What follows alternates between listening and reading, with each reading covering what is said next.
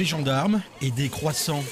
Comme tout au long du parcours, un dispositif de sécurité impressionnant qui n'empêche pas la convivialité. Qui c'est qui les a préparés, ces croissants? Nos élèves, les apprentis. Ça vous fait plaisir? Bien sûr. Ouais.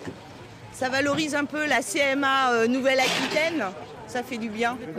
D'ici quelques minutes, c'est lui qui va porter la flamme.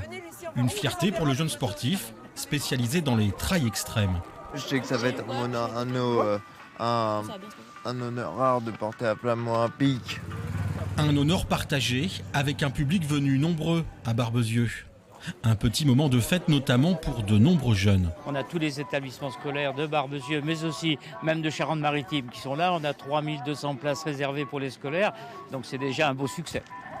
Un peu plus loin, Sabrina, membre du club d'athlétisme local, elle aussi impatiente de prendre le relais, soutenue par toute une bande de copains. Hâte de profiter de chaque moment de ces 200 mètres de relais. Sabrina! C'est quelqu'un qui le mérite, qui est dévoué, qui fait beaucoup de travail auprès des enfants, qui participe à un club, qui est très investi dans le club. Fini donc les polémiques sur le coût du passage de la flamme olympique. 180 000 € versés au comité par le département. C'était une journée historique pour son président.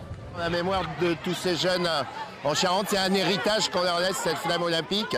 1924-2024, c'est un moment inoubliable pour la Charente. Et c'est sûrement un des plus gros événements jamais organisés. Un événement qui s'est terminé par une Marseillaise improvisée, chantée par ses écoliers.